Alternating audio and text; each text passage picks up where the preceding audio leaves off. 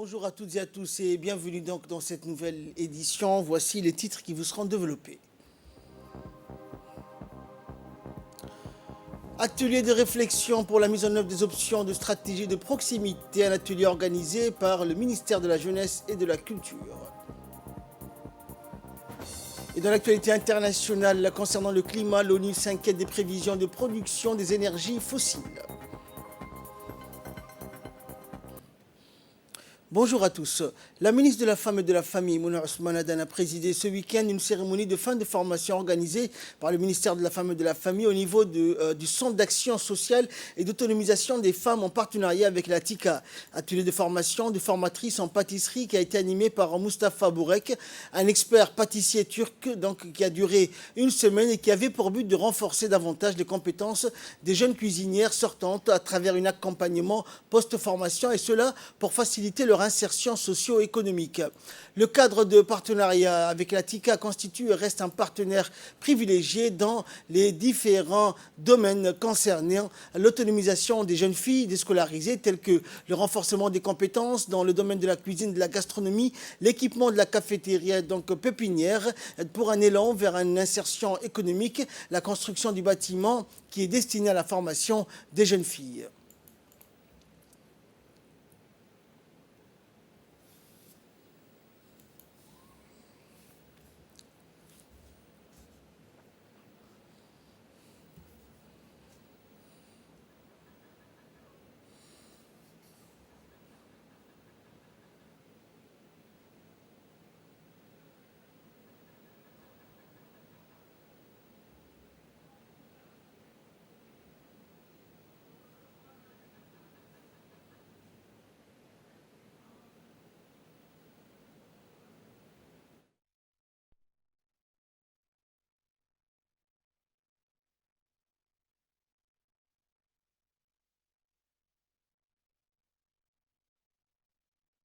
Écoutons donc un extrait de l'intervention à présent de l'ambassadeur de Turquie à Djibouti. Félicite aussi l'agence de TICA et son représentant, M. Koutouan, pour avoir pris cette initiative de développer et de faire réaliser ce projet en faisant venir le chef pâtissier, M. Burak de Turquie, pour passer le temps avec les jeunes filles pour leur essayer d'apprendre les bases un peu de la pâtisserie. Bien sûr, le temps qu'ils ont dépensé pour ça, quelques jours, n'est pas assez suffisant pour ce domaine de pâtisserie qui est très large et très détaillé et compliqué, mais Inch'Allah, que ce soit un début pour le reste, pour le futur, et qu'on fasse d'autres initiatives et d'autres actions envers les femmes et les jeunes filles de Djibouti dans ce sens, que ce soit gastronomie, que ce soit les arts culinaires, etc. Et donc la Turquie, en tant que pays ami et frère, soutient Djibouti et mène des collaborations dans plusieurs domaines, y compris le domaine de la femme et de la famille. Et donc, et cela aussi engendre donc cette coopération a un volet positif pour la création d'emplois aussi, n'est-ce pas, à Djibouti. Et de son côté, la ministre de la Femme et de la Famille a indiqué donc que le cadre de partenariat avec la TICA reste un partenaire donc privilégié dans les différents domaines concernant l'autonomisation des jeunes filles déscolarisées. On écoute la ministre. Depuis sa création, ce centre, chaque année, dispose de 30 apprenantes par section. Ces formations sont réparties en 3 sections, donc la cuisine, la coiffure et la couture, à peu près 130 apprenantes. En plus des sections de formation, le centre dispose également d'une garderie qui accueille 30 enfants. Et si en termes de chiffres, on peut donner, donc depuis 2017, nous avons eu à peu près 900 jeunes filles qui ont bénéficié des formations offertes par le CASAF. Sur ces chiffres, il y a 653 qui ont été certifiées et 40% de ces jeunes filles ont été insérées sur le marché du travail. le ministère de la Femme et de la Famille souhaite aller encore plus loin et réorienter les missions du CASAF pour faciliter l'inclusion des jeunes filles en échec scolaire à travers nos différents partenaires techniques et financiers qui entourent le ministère. Et projette vouloir faire de ces formations des formations professionnalisantes pour qu'on puisse facilement accéder au secteur privé et pousser les jeunes apprenantes à pouvoir produire ou bien se produire elles-mêmes sur le marché du travail. Le CASAF vient de finaliser aujourd'hui une formation des formatrices en pâtisserie dispensée donc par le chef cuisinier, M. Bourek, qui s'inscrit dans le cadre de la post-formation qui permet de renforcer les compétences des apprenantes certifiées et multiplier leurs chances d'insertion sociale socio-économique, sachant que le secteur de l'hôtellerie et du tourisme constitue un secteur porteur de pleine croissance. Monsieur l'ambassadeur, ces efforts de partenariat entre le CASAF et l'agence TICA permettent de renforcer les relations entre les deux pays amis et frères, la Turquie et Djibouti, mais également nous aident à pouvoir faciliter tous nos programmes d'insertion des jeunes filles et femmes en général sur le marché du travail. Dans l'actualité également, c'était dans le titre de cette édition, sous la houlette de la ministre de la Jeunesse et de la Culture, Dr Hibo Moumine Assoué, le Palais du Peuple a abrité donc ce week-end aussi un important atelier de lancement de l'étude CAP, connaissances, aptitudes et pratiques des jeunes. Après l'ouverture de la séance par les conseillers techniques Omar Guedi, la ministre de la Jeunesse et de la Culture, Dr Hibo Moumine, a mis l'accent sur l'importance que revêt cet atelier de lancement de l'étude CAP dans les réflexions visant à la mise en œuvre des options de stratégie de proximité en vue des plans d'action susceptibles de mieux répondre aux attentes des jeunes djiboutiens. La ministre a souligné que le recadrage institutionnel de l'action gouvernementale avec la création d'un nouveau ministère de la Jeunesse et de la Culture est également un critère à prendre en considération. Dans la foulée, elle a insisté sur le rôle primordial que le CDC devrait jouer dans la réalisation de ce projet d'étude CAP qui doit s'étendre dans les régions de l'intérieur. Et dans son intervention, la ministre Dr Hibo Moumine a indiqué donc que cette enquête et étude quantitative et qualitative des expertises nationales, étape indispensable pour actualiser la stratégie nationale de la jeunesse qui date de 2007, laissera mieux entrevoir des axes de stratégie et des solutions permettant de cerner proprement la problématique jeunesse. On l'écoute. C'est un plaisir pour moi de prendre part au lancement de travaux de l'étude CAP, entièrement menée, je tiens à le signaler, par une expertise nationale. Depuis la rentrée politique, mon équipe travaille sans relâche sur le ficelage de cette étude visant à enquêter sur le besoin réel de jeunes et la nature des obstacles qu'ils rencontrent sur le terrain. Le recadrage institutionnel de l'action gouvernementale est également un critère à prendre en considération. Un nouveau ministère de la Jeunesse et de la Culture vient d'être créé. Il a en charge la responsabilité de conduire la politique de développement de la jeunesse et de la faire porter l'héritage culturel et les valeurs les plus précieuses de notre identité nationale. Ces nouvelles donnes officialisées exigent également des adaptations, voire des révisions, afin d'aboutir à des plans d'action dignes de récolter de résultats concrets en conformité avec les instructions du président de la République, son Excellence Ismaël Omar Guelleh. Enquêter sur les attitudes et les pratiques, mais aussi sur les forces et les difficultés de la population jeune nous permettra de répondre plus efficacement à leurs besoins, d'arriver à mieux les intégrer culturellement, socialement et surtout, donc j'insiste là-dessus, économiquement. D'autres enquêtes sont engagées ou suivront avec l'appui de nos partenaires, comme celle sur un volontariat citoyen et civique, ou celle sur le voies et moyens d'arriver, en collaboration avec les autres départements bien sûr, à une insertion professionnelle optimale sur le plan national, régional et voire international. Car aujourd'hui, le monde est devenu un village planétaire et un citoyen djiboutien peut gagner sa vie dans son propre pays ou à l'étranger, tout en préservant son héritage culturel. Nous attendons beaucoup de cette étude et nous comptons sur les concours de vous tous, ici présents, de tous les intervenants et participants, mais aussi de ceux qui nous rejoindront sûrement en cours de route. Nous comptons également sur la sincérité des enquêtés pour que les recommandations qui en sortiront soient probantes et constructives.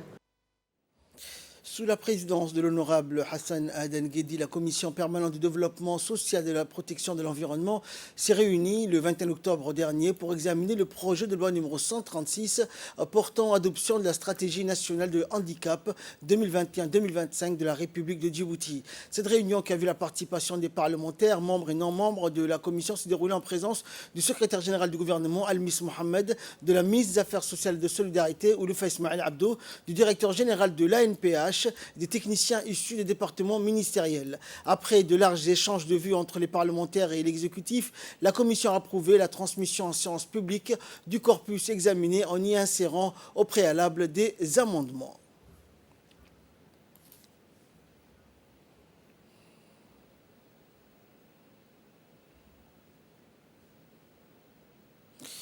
Dans la journée du 21 octobre dernier, le centre d'entraînement au combat et d'aguerrissement au désert a accueilli une cérémonie de clôture d'un stage d'aguerrissement dont ont bénéficié les membres du groupe d'intervention rapide de la garde-côte. Il s'agit donc d'une formation importante pour les membres du groupe d'intervention rapide des gardes-côtes, qui est l'unité commando spéciale destinée aux interventions contre la piraterie et le terrorisme maritime. De ce fait, s'engager dans des formations d'aguerrissement et d'endurance est une nécessité et l'expérience acquise est importante dans le processus de professionnalisation de cette unité stratégique. La cérémonie s'est clôturée par la distribution des certificats au profit des participants ayant complété avec succès le stage CECAD 2021.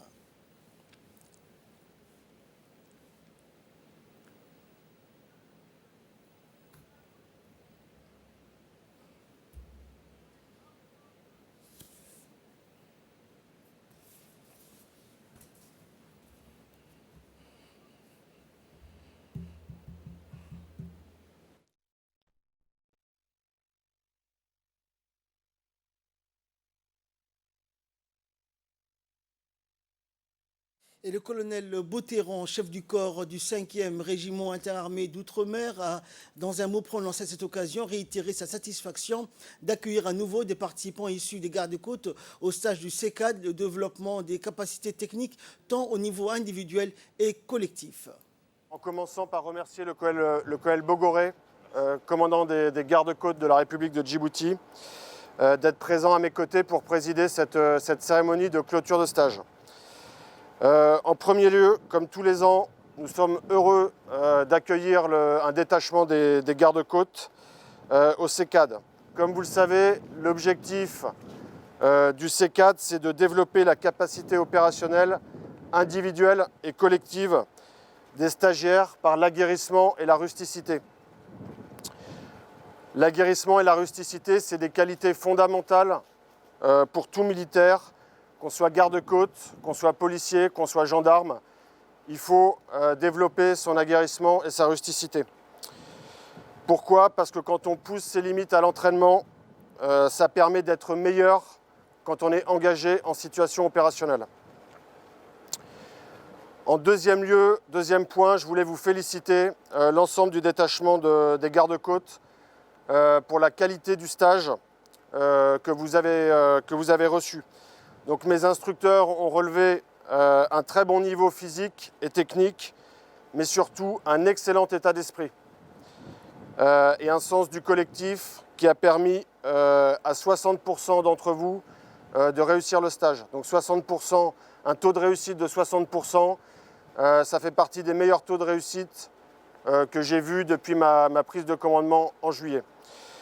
D'autant plus que le stage a été conduit dans des conditions climatiques plus compliquées que d'habitude avec la période estivale. Il est l'heure à présent de retrouver l'appel à prière d'Al-Asr. Restez avec nous pour la suite de cette édition. La garde-côte djiboutienne et les forces françaises stationnées à Djibouti s'est traduit concrètement par l'organisation de ce type de formation qui profite des personnels de la garde-côte djiboutienne. J'ai saisi cette opportunité pour adresser notre reconnaissance et notre chaleureuse remerciement au général de brigade Ariane et Steven Dupont, commandant des forces françaises stationnées à Djibouti, pour sa disponibilité et son soutien à notre institution. Finalement, je tiens à féliciter les participants qui viennent de terminer les stages ici au C4 2021 avec brio et les sont joints à traduire leurs acquis sur le terrain durant l'exécution des missions qui leur sont. Le ministère de la Femme et de la Famille, en partenariat avec le Fonds des Nations Unies pour la Population, le FNUAP, a organisé à Arta un atelier de sensibilisation portant sur les violences. Cet atelier a été axé sur l'évolution de la violence basée sur le genre. Les participants, composés d'acteurs de la société civile, ont été outillés en techniques et stratégies de prévention et de réponse au VBG en cette période de Covid-19. L'objectif visé à travers cet atelier était d'abord d'amener toutes les couches de la population à une prise de conscience des conséquences néfastes des violences basées sur le genre et la conduire donc à tenir lorsqu'elles surviennent. Il s'agissait aussi d'impliquer les jeunes, la société civile et les élus locaux dans la lutte contre la discrimination basée sur le genre, le respect de l'égalité et des droits de la femme et des enfants. Et enfin, dans le cadre de la lutte contre les contrebandiers, donc les différents corps armés de la région de Dikil, à savoir l'armée RIA de Dikil, en collaboration avec la gendarmerie nationale, la douane et le détachement de la police nationale, ont dépêché dans les régions à la poursuite des produits de contrebande. Donc, ces derniers ont saisi hier dans la matinée un lot important de cas de contrebande en provenance de l'Éthiopie à travers Tewo, localité de Bandara. C'est un lot de 4 composé de 17 colis de 50 kg chacun, donc soit 800 kg de 4 de contrebande. Une valeur estimée de près de 850 000 de nos francs ont été saisis, transportés à Dodome par des coureurs. Après l'arrestation et les saisies, les éléments des différents corps armés de la région de Dikil ont procédé à la destruction de ce produit de contrebande au sein de la poste de TWE de l'armée RIA de Dikil, où tout le produit de contrebande donc a été détruit par le feu. Et en nouvelle du monde à présent, climat, les États donc vont continuer de produire beaucoup trop d'énergie fossile selon l'édition 2021 de Production Gap Report. Un nouveau rapport donc du programme des Nations Unies pour l'environnement montre que les prévisions de production de charbon, de pétrole et de gaz pour 2030 sont plus de 2 fois supérieures à une production compatible avec une limitation du réchauffement à 1,5 degré Celsius. Le rapport montre également que le chemin vers un avenir énergétique propre et encore lent. Le secrétaire général de l'ONU a ajouté qu'il est urgent donc que tous les financeurs publics ainsi que les financeurs privés, y compris donc les banques commerciales et les gestionnaires d'actifs, fassent passer leur financement du charbon aux énergies renouvelables afin de promouvoir la décarbonisation complète du secteur de l'électricité et l'accès aux énergies renouvelables pour tous. Et donc au même moment, la BBC a révélé une fuite des documents qui illustrent le lobbying de plusieurs pays auprès de l'ONU. Il s'agit de commentaires faits notamment par des gouvernements auprès des scientifiques chargés de rédiger les rapports d'évaluation du GIEC. Leur objectif, minimiser la nécessité de s'éloigner rapidement des énergies fossiles. C'est la fin de cette édition. Merci de l'avoir suivi. Excellent après-midi sur Télé Djibouti.